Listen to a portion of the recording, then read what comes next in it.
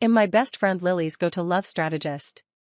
Under my guidance, she and the campus heartthrob, Mike, are hitting it off. They re-stuck in that tantalizing phase of close but not quite, teetering on the edge of something more. One day, I received a WhatsApp friend request from someone unexpected.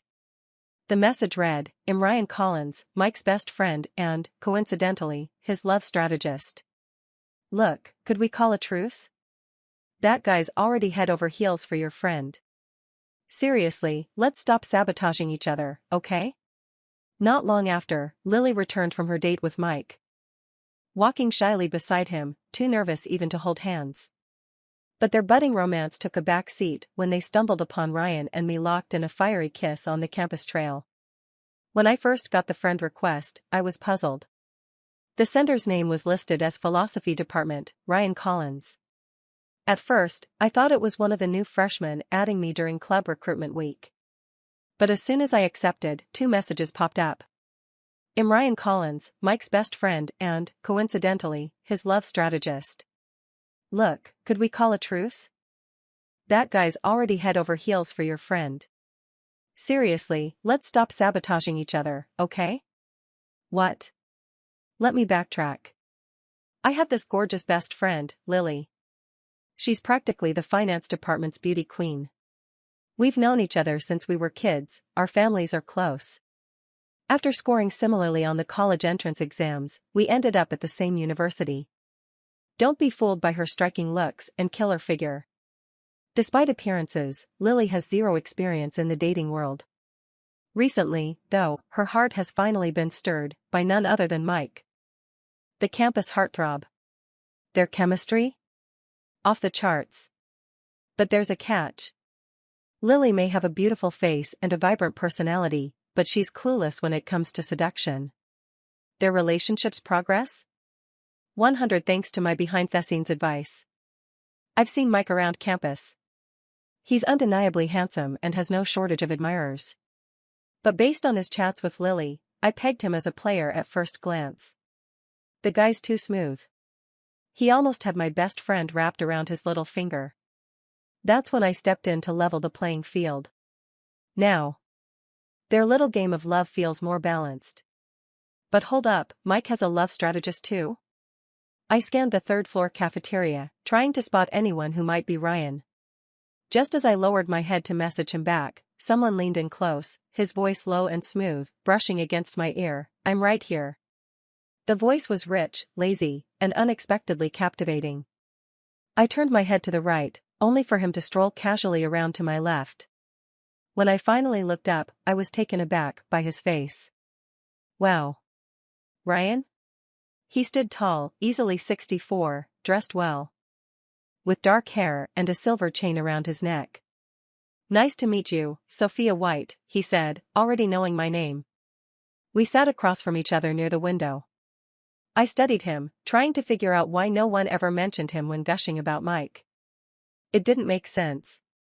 He was even more handsome than Mike. "Did you teach Mike to record a lullaby for Lily late at night?"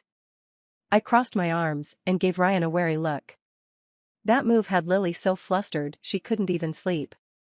Ryan mirrored my posture, leaning back with a smirk. "Was it you who told your bestie to send Mike a bouquet of Edelweiss on Valentine's Day with the message that the flowers symbolized / the snow-capped mountains witnessing our friendship / That guy's never received flowers before. When he saw them, he was ready to book a flight and confess his feelings. But then Lily said they were for friendship, and he was completely thrown off. The flowers had been sent straight to Mike's house during our Valentine's break, so Ryan might have a point. But I raised an eyebrow, skeptical. His first time receiving flowers? Really? Ryan chuckled. His address isn't public knowledge. If he doesn't give it out, no one's got a chance to send him anything. Fair enough. Can you cut him some slack? Ryan sighed dramatically. And me, too? He barged into my dorm room at 2 a.m. to dissect the meaning of Lily's latest Instagram post. He showed up at your dorm at 2 a.m.? Did he save your life or something? Ryan tilted his head thoughtfully. He did save me from drowning when we were kids. Also, he helps me cram for finals, so that's kind of a lifesaver too. Fair point. A literal lifesaver. Miss White, Ryan said, pressing his palms together in mock prayer. Can we please call a truce? I can't handle his lovesick antics anymore. The way his eyes curved into a mischievous smile sent a little jolt through me. Ooh-ho. He was totally my type, and I could feel myself starting to falter. So, what exactly do you want? I leaned back in my chair, but my gaze stayed fixed on Ryan's very pleasant face. Lily's my best friend. I can't just abandon her like that. Ryan's eyes crinkled with amusement, sending another spark in my direction. Our goal as love strategists is to get them together, right? Once that's done, our job's finished, and we can stop dealing with all this drama. He wasn't wrong. I pulled my laptop out in front of him and said, let's do some background checks then. Background checks? Ryan blinked, caught off guard. I tilted my head and smiled slyly. But first, you need to swear you won't lie for the next 30 minutes. Ryan looked puzzled, but his dark, piercing eyes stayed locked on mine as he said, I swear, if I lie in the next 30 minutes, he paused, then smirked. I'll lose all functionality as a man. I nearly choked on my own spit. That serious enough for you? He asked, his grin widening. More than enough, I said, waving it off. All right, I started, diving straight into the heart of the matter. You've known him since you were kids. How many relationships has Mike been in, and why did they end? Ryan hesitated for a second. You're seriously doing this? You've sworn to tell the truth, I reminded him. If you don't know something, just say so. But don't pretend not to know. Fine, Ryan said with a resigned shrug. He's never been in a relationship. Never?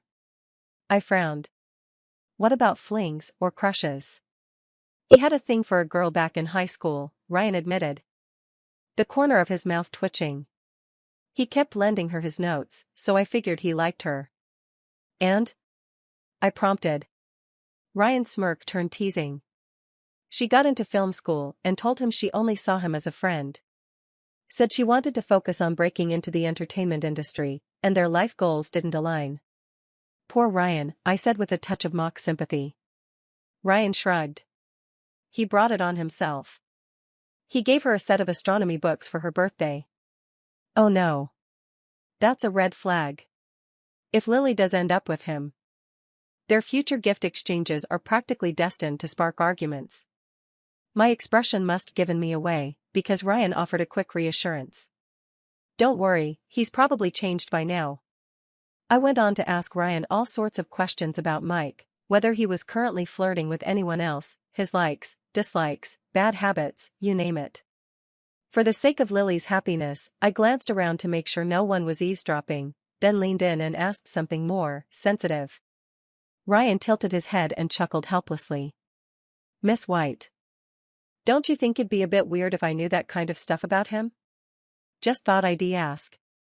You never know. My tone stayed casual. If you don't know, that's fine. By this point, I'd gotten all the answers I needed. But Ryan leaned back in his chair with a mischievous grin. Miss White, don't you think I should do a little background check on you for Mike's sake? Fair enough. Turnabout is fair play. Go ahead, I said. But you'll need to swear an oath first, Ryan added. This guy, such a charming copycat. I narrowed my eyes at him, then locked my gaze with his. All right, I swear. If I tell a single lie in the next 30 minutes, then I paused for effect, letting a sly smile curl my lips. My future boyfriend will lose all functionality as a man. Ryan froze for a moment, then burst out laughing. Your future boyfriend? What about your current one? I don't have a boyfriend right now, I said evenly. Oh, good to know. Ryan and I agreed on one thing, Lily and Mike clearly liked each other. They were just dragging their feet. What they needed was a catalyst. Since the two of them couldn't seem to make a move, it was up to us, their love strategists, to create the perfect opportunity. As the weekend approached, Ryan suggested taking them to an escape room. A horror-themed escape room, to be precise, a classic move for nudging couples closer. I didn't have any objections, but when Lily dragged me along to the venue that Saturday, I cornered Ryan the moment Mike and Lily weren't looking. "They're the ones on the date. Why are we here?" I hissed, gritting my teeth. Ryan grinned. "We were short on numbers.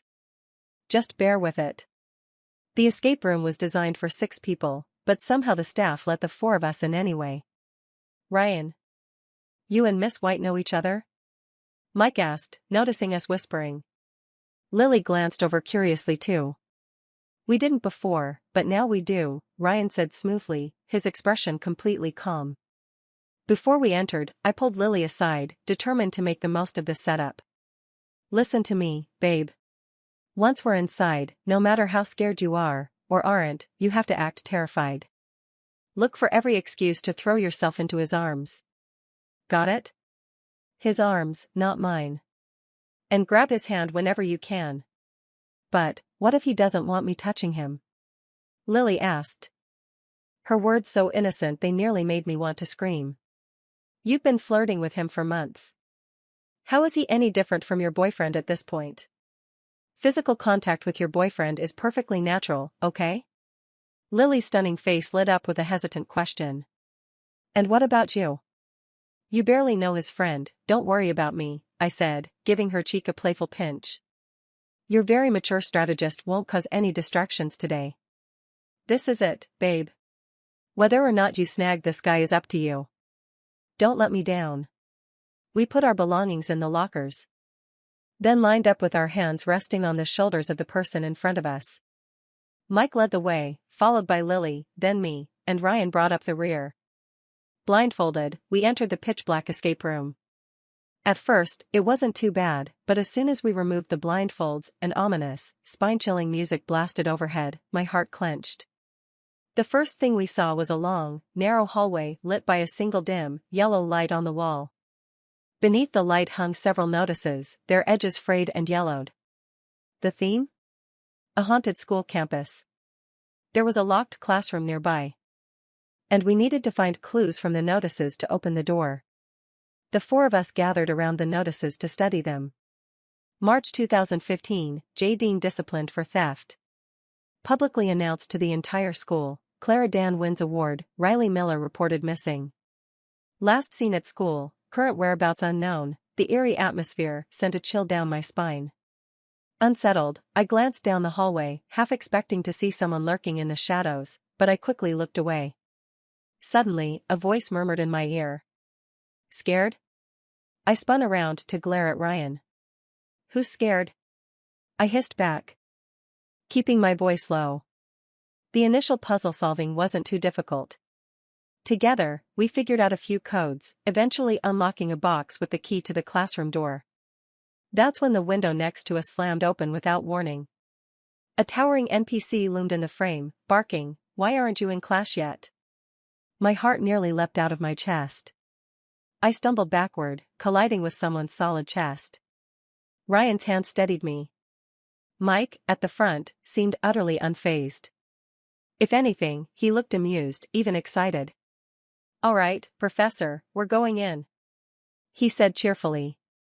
Even Lily, who I'd specifically instructed to act scared, remained completely calm, her expression serene in the dim light. "Lily, did you forget everything I told you? At least pretend to be scared." "Oh no. Was I the only coward in this escape room? You okay?" Ryan asked behind me. Lily glanced back, concern softening her features. "Sophia, are you all right?" I gritted my teeth and forced a smile. "I'm fine. Let's go in." A true strategist never drags the team down. As we stepped inside, I thought I heard a faint chuckle behind me, so soft it could have been my imagination. The classroom had about 10 desks arranged in neat rows. The NPC teacher stood at the podium, glaring at us with a pale, almost bluish face. His eerie, lifeless expression was enough to make my skin crawl. I sat down at one of the desks, and Ryan took the seat directly behind me. "This is a self-study period," the NPC declared in a deep, menacing voice. "Behave yourselves, and don't let me catch you whispering." With that, he exited the classroom, leaving the atmosphere noticeably lighter. Lily broke the silence. "Let's check the desks for clues." On my desk lay a tattered textbook with a name scrawled on the cover. Inside, the pages were defaced with crude drawings and hateful messages. From the scribbles, it was clear the book's owner had grudges against certain teachers and classmates. Meanwhile, Mike and Lily were already up, moving around to inspect other desks. Suddenly, I felt a light jab on my back. I turned to see Ryan holding a pen, his eyes practically gleaming in the dim room. "You're scared out of your mind, aren't you?" he teased, nodding toward the others. "Seriously, risking your own sanity for your best friend's love life? That's some dedication." I straightened in my seat, trying to appear unfazed. "I've never done this before," I admitted. What I didn't say was that I had no idea a small escape room could be this terrifying. This was nothing like watching a horror movie from the safety of a couch. This felt real. With so few people in the escape room, I couldn't shake the feeling that someone could jump out at any moment to scare me. Ryan chuckled, his tone casual and teasing. "Don't worry. I'll protect you." The way he said it didn't inspire much confidence. Deciding not to just sit around, I got up to help find clues. Eventually, the four of us pieced together the overarching story. It wasn't hard to guess, your typical campus-themed plot involving bullying, forbidden romances, and conflicts with teachers. Writing stories is part of my side hustle, so pushing the narrative forward is my specialty. "What are you doing here?" The NPC teacher's voice suddenly boomed from behind us. "Why aren't you at your desk studying?" "Everyone out, stand in the hallway." I froze on the spot. My nerves stretched taut. Before I could process, Ryan grabbed my wrist. "All right, Professor, we're out of here," he said nonchalantly, dragging me along. The moment we stepped into the hallway, the classroom door slammed shut behind us. One of the dim lights flickered out, and a new one lit up farther down the hall, leading us deeper into the building. The next level was starting. As we moved further, the unsettling atmosphere grew more intense. Mike and Lily, however, were too engrossed in their detective work to notice. They were chatting animatedly about the plot, their voices filled with excitement. The next area was a girls' dormitory, the same one where the missing girl mentioned on the notices had once lived. But the dorm was even darker than the classroom.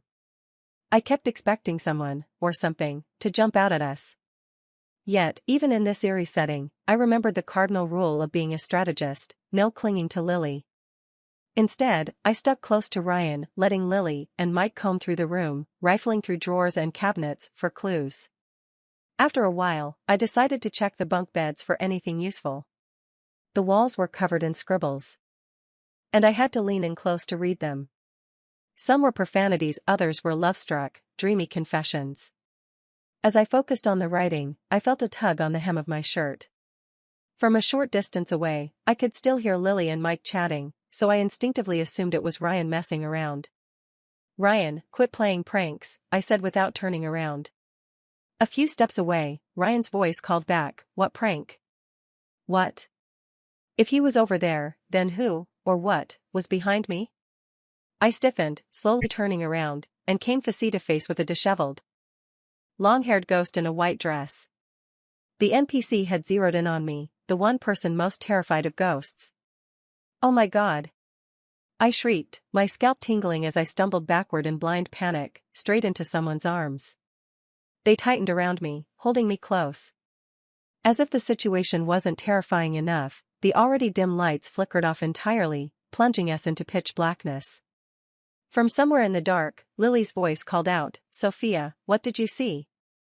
Barely able to form words, I stammered, "A woman, in white, long hair, she scared me," but before I could gather myself, a soft laugh echoed above me, followed by a reassuring pat on the back of my head. "Don't worry, I'm here," Ryan murmured. I snapped out of it, hastily pulling away from him and stepping aside, mortified. Just as the lights came back on, they flickered off again, sending the room back into darkness. Instinctively, I reached out and grabbed the nearest hand, squeezing my eyes shut. "Is it another NPC?" I asked nervously.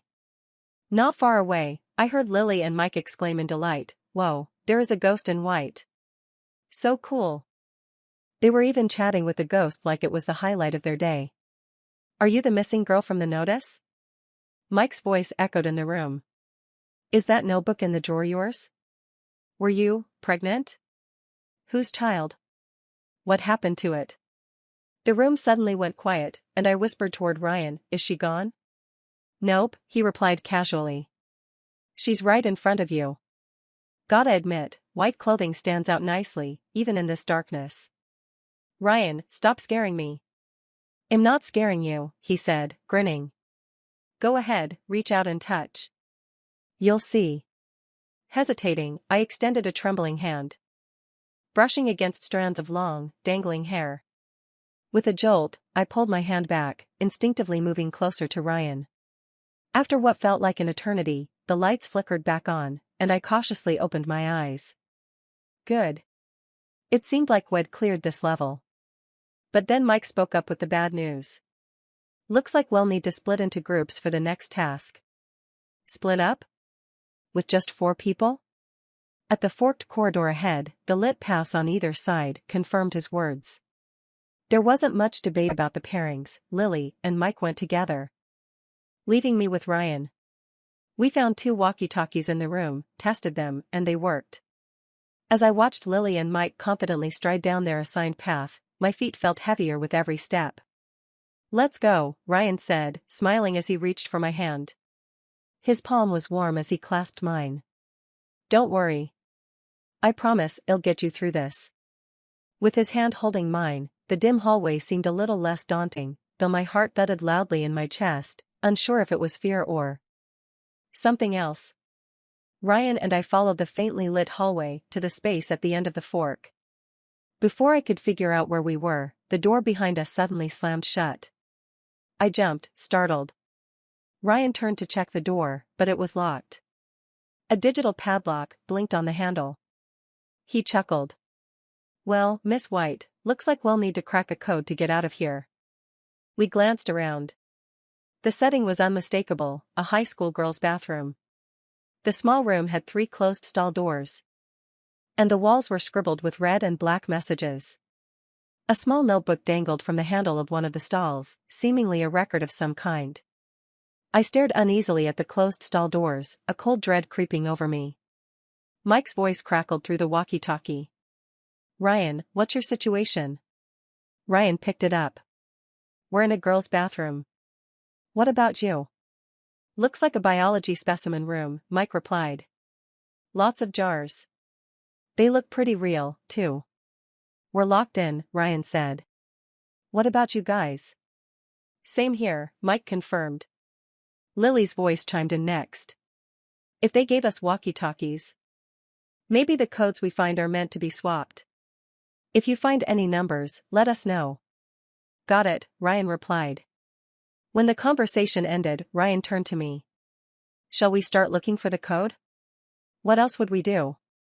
I muttered, regretting the unnecessary question as soon as it left my mouth. He smirked, leaning slightly closer. "Alone in a girl's bathroom, what do you want to do?"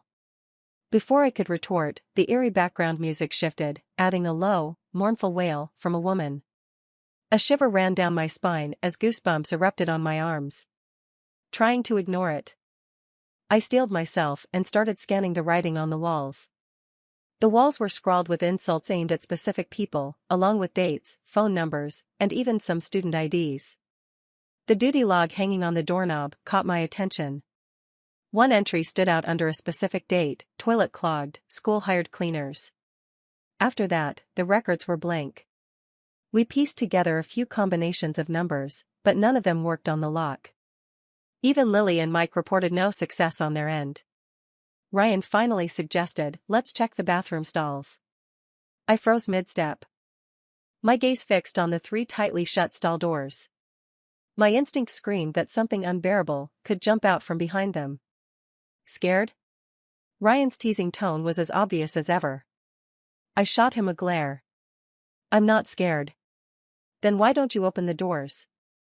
he challenged with a smirk. I knew my stubbornness would cost me, but there was no way I'd back down now. Swallowing my nerves, I walked past him, half-closed my eyes, and gingerly pushed open the first stall door. The moment it swung open, something pitch-black dropped from above. I yelped, squeezing my eyes shut as I instinctively grabbed Ryan's hand. "What is that?" "Look at it." He chuckled and stepped forward. "Relax, it's just a cute little doll." I cautiously opened one eye to see a creepy-looking stuffed doll lying face up on the floor, its expression unsettling. With the second stall, I kept my eyes tightly shut as I pushed the door. Nothing happened, though the walls inside were covered with more writing, including a fair amount of curses. By the time I opened 2 stalls without incident, I started to calm down. Determined not to let Ryan gloat any further, I boldly swung open the last stall door. And then it happened. A white-dressed ghost NPC lunged out from the stall, her disheveled hair swinging wildly. My mind blanked. With a scream, I spun around and dove straight into Ryan's arms. It wasn't intentional, throwing myself at Ryan like that. But in this cursed bathroom, he was the only person I could rely on. Meanwhile, Ryan showed no signs of fear. If anything, he had the audacity to laugh at me. "What's there to be scared of? It's just a person in costume. Look, she's even chained up. Take a few steps back, and she won't be able to reach you." I couldn't lift my head. Still reeling from the shock, I hadn't even noticed the tremor in my voice as I whimpered. Ryan's hand came to rest gently on my back, his tone softer now as he murmured near my ear, "It's okay, it's okay." His voice, noticeably warmer than before, didn't register in my panic-stricken brain. It took me a long moment to start breathing normally again, just in time to hear him tease, "Miss White, are you scared, or are you just taking advantage of me?" That's when I realized I'd been clinging to Ryan for far too long. His waist was lean but firm, and his chest hinted at some toned muscle. I could even feel the faint outline of his abs pressed against me. Mortified, I pulled away in a rush. Didn't mean to. Before I could finish, Ryan reached for my hand again, his fingers warm and steady. "Hold on to me," he said casually. "Otherwise, who knows where you'll jump to next, when you get scared again." His hand was strong and reassuring, and as I followed him through the dimly lit room, I couldn't tell if the pounding of my heart was from the lingering fright or something else entirely. The ghost NPC, still dragging her chains, shot us a deadpan look before crawling back into the stall shed emerged from, her expression practically screaming seriously. The walkie-talkie blinked, followed by Lily's voice. "Sophia, what's going on over there? I heard you screaming."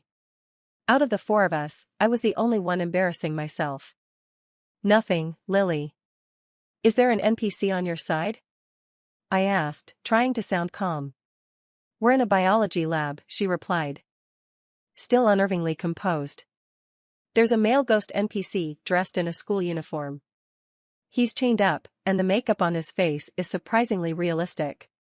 The staff here are really dedicated." How could she casually compliment the staff's professionalism in such a creepy setting? Clearly, Lily had thrown all my pregame advice out the window. This escape room wasn't overly difficult, most of the plot could be pieced together from the clues. Ryan held my hand as we navigated the dimly lit, ominous space, searching for the code to unlock the door. Apart from me, him, and the ghost NPC lurking in the stall, there seemed to be an unspoken tension in the air, a subtle intimacy hidden beneath the surface of the game. At first, I felt self-conscious about being alone with Ryan, thinking it was inappropriate.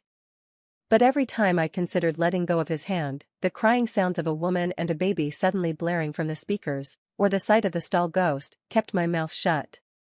As expected, the passwords for the 2 rooms were meant to be swapped. Once we cracked the codes and reunited in the hallway, the NPC teacher from earlier appeared again. This time wielding a weapon. He started banging props against the walls, creating loud, jarring noises, and then began chasing us. His voice echoed over the broadcast, "Since you've discovered the truth, you'll stay here, forever." Ryan grabbed my hand, pulling me as we bolted down the corridor. My heart pounded as we finally stumbled out of the escape room, gasping for breath. This game had been way too intense for me. Worried about the potential awkwardness of holding hands with Ryan, I quickly let go. only to look ahead and see Lily and Mike still completely absorbed in the storyline. They were discussing the plot, analyzing the clues and motivations, completely detached from any romantic tension. Seriously? These two were so stiff. The plot was relatively straightforward. A predatory professor had an affair with one of his female students, which led to her pregnancy. The girl didn't realize she was pregnant until she gave birth in the school bathroom. Terrified of being exposed, the professor murdered her, dismembered her body, and disposed of parts of it in the bathroom pipes, causing the infamous clog. The biology lab NPC was her secret admirer, seeking justice for her death, but he, too, was killed by the professor. Racked with guilt and paranoia, the professor performed a dark ritual, binding the ghosts of both the girl and the boy to the school. The child became a sacrificial offering. Disturbing, to say the least. Even so, Ryan and I exchanged a glance and sighed simultaneously. While my plan to push Lily and Mike closer together failed, it was clear these two were well-matched in their shared obliviousness. Back at the dorms, I pulled Lily aside for some soul-searching. Why didn't you listen to me? I told you to act scared and throw yourself into his arms. She actually looked bashful now. I couldn't do it. Isn't it kind of abrupt to just fling myself at him out of nowhere? Lily, I groaned, pinching the bridge of my nose. If you won't be bold, then I'll have to do it for you. She didn't dare, but clearly, I had no problem crossing that line. Before bed, I received a message from Ryan. Are you asleep? I assumed he wanted to debrief about our matchmaking efforts for Lily and Mike. But his next message caught me off guard. Are you still scared? To be fair, my fear had only been in the moment. Once I left the escape room, I was fine. But thinking back to Ryan's hand and the feel of his waist during all that chaos, that left a different kind of impression. I clicked my tongue in annoyance.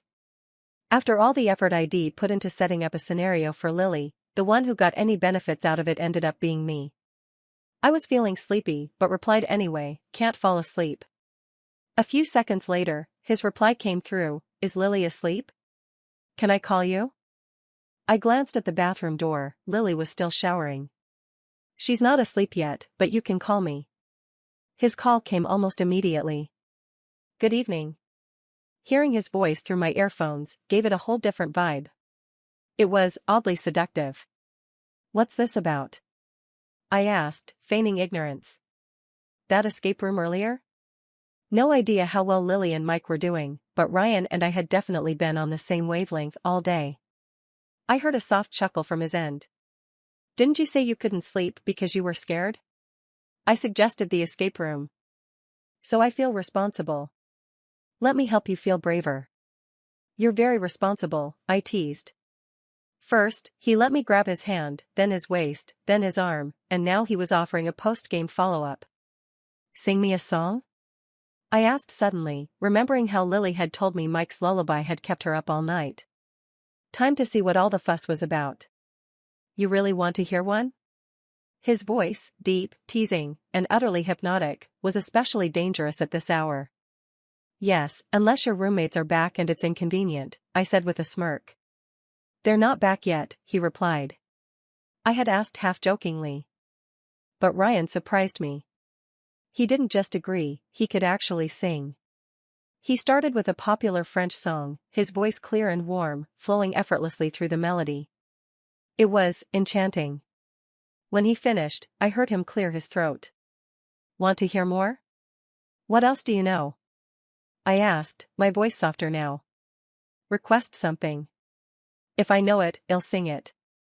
Somewhere between his singing and the soothing rhythm of his voice, I drifted off. The last thing I remembered was him saying a gentle goodnight through the call. The next morning, Lily told me Mike had invited her to the beach next weekend and asked what she should prepare. After some thought, I gave her my most honest advice: you don't need to prepare anything. Just enjoy the date. If it were anyone else, I'd remind them to take precautions and be careful. But with those two?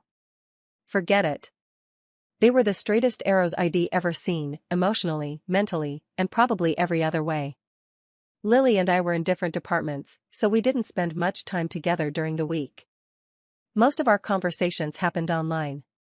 Recently, though, My life had taken on a new rhythm, one marked by increasingly frequent encounters with Ryan. At first, we'd meet to discuss matchmaking plans for Lily and Mike. But as time went on, our shared meals became more regular. The weekend Lily and Mike were heading to the beach, Ryan texted me, "A lot of new movies just came out. Want to go see one tomorrow?" So, on the weekend, Ryan and I showed up at the mall's movie theater together. I wore a blue butterfly print dress and put on some light makeup. Ryan's eyes flickered with surprise, and he said with exaggerated sincerity, "It's an honor to be out with someone as beautiful as Miss White." Since he always called me Miss White, I decided to return the favor and called him Mr. Collins. The movie wasn't a romantic film, it was a sci-fi flick, and the plot was quite engaging. Both the lead actors were stunning, which added to the appeal. About halfway through, I turned to glance at Ryan, only to catch him staring at me. Leaning closer, I whispered, "Why are you watching me instead of the movie?" Ryan replied smoothly, "Because you're more interesting than the movie." Miss White. Don't you dare insult a movie starring my favorite actor. Focus on the screen, I shot back. Ryan chuckled softly and shifted his attention back to the film, but it wasn't long before he leaned toward me again. "So, what's your standard for someone you'd like?" "Good physique, I guess," I replied offhandedly, brushing off the question. When the movie reached its climax, I was too absorbed in the action to pay him much attention. After the credits rolled and the lights came on, I stayed seated for a moment.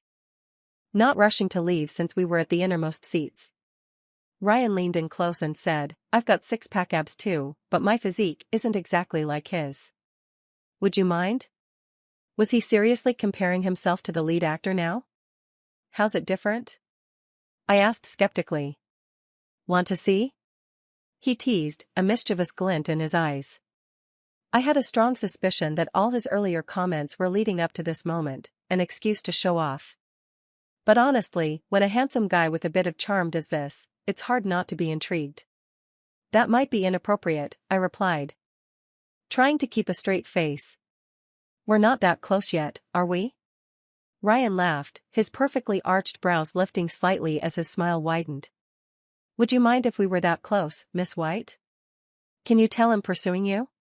He smelled faintly of cologne, a subtle but pleasant scent. And when I looked into his eyes, I could feel my heart rate pick up. Maybe this was what people meant by instinctual attraction. Still, it felt like things were moving a bit too fast. My brain short-circuited, and before I could stop myself, I blurted, "Do you always have this much experience chasing people?" Ryan paused, then took my hand with a small laugh. "Are you trying to say I'm a playboy?" Why did I say that out loud? I scolded myself internally. Before I could explain, Ryan continued, "Do you need to do a background check on me? Like the one I did for Lily and Mike?" I asked cautiously.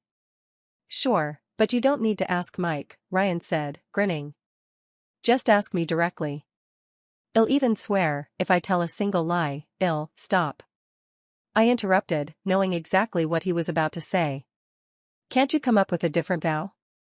Because if it's the same one he used before, it might indirectly involve me." "Fine, I'll go bald," he offered instead. I glanced at his thick, glossy hair and shook my head. "I don't like bald guys." Ryan laughed again, standing up and holding out his hand to me. "How about we walk and talk instead?"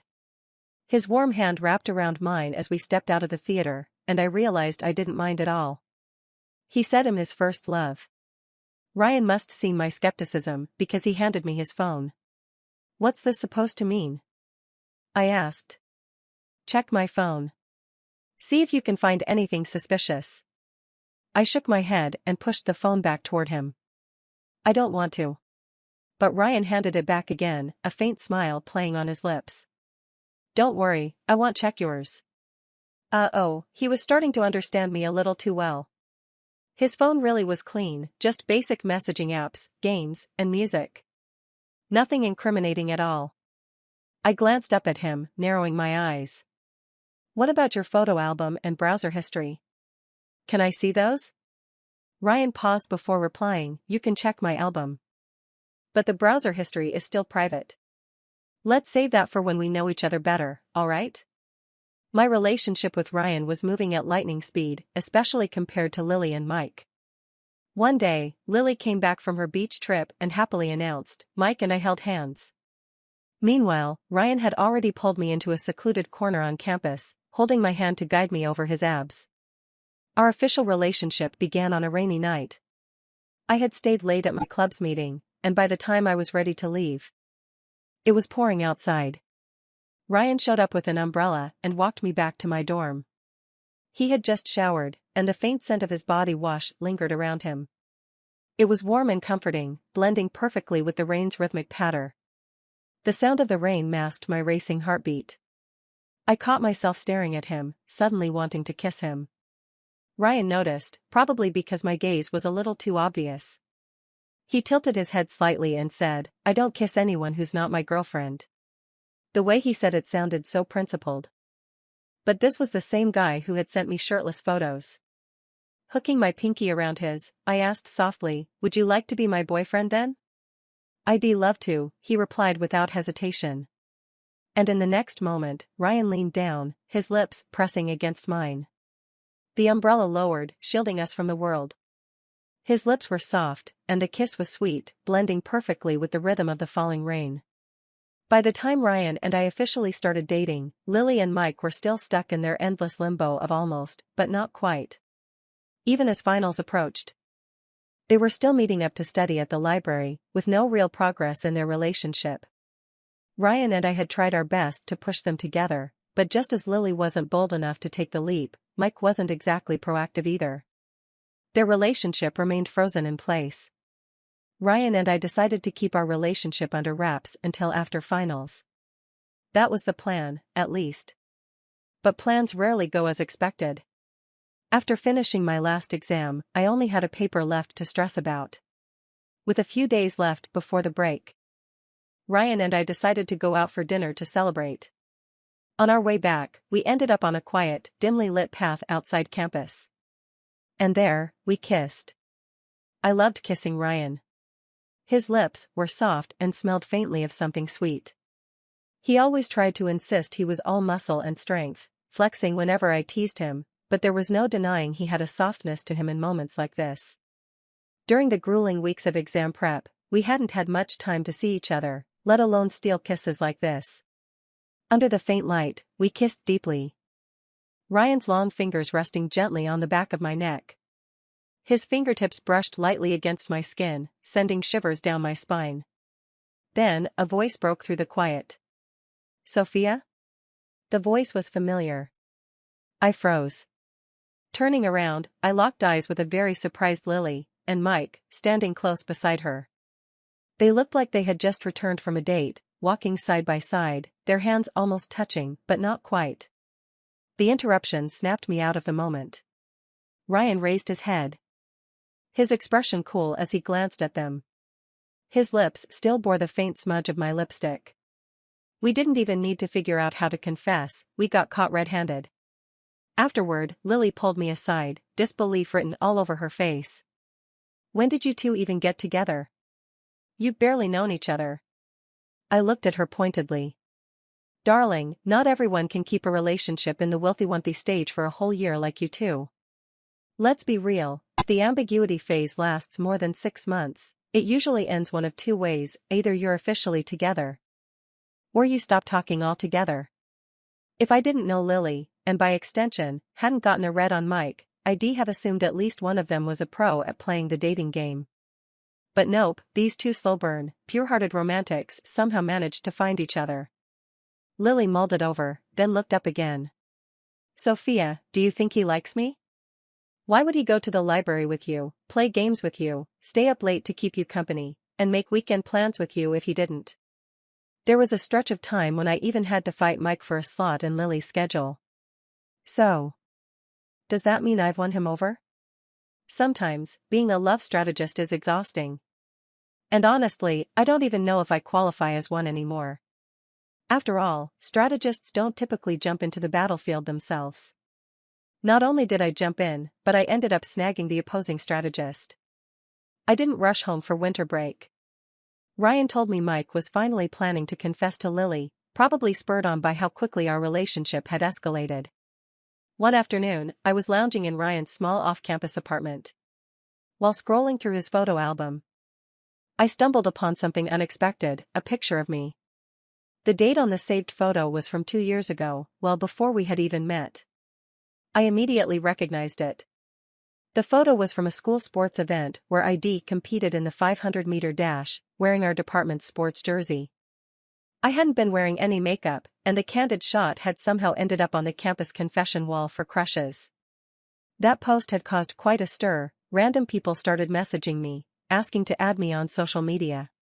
Clutching the phone, I marched over to where Ryan was sitting in his desk chair.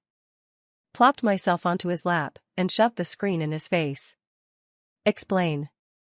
We didn't even know each other when you saved this. What's going on with this photo? Ryan kissed me on the cheek, completely unapologetic. I saved it from the confession wall. So what? I narrowed my eyes at him. Don't tell me you were the one who took it. Nope, he replied breezily. But I don't care whose crush it was. The moment I saw it, I decided you were my crush. Well, that cleared up the mystery. I stared him down. So you were plotting to get close to me all along. No wonder he had that subtle, flirty vibe the first time we met.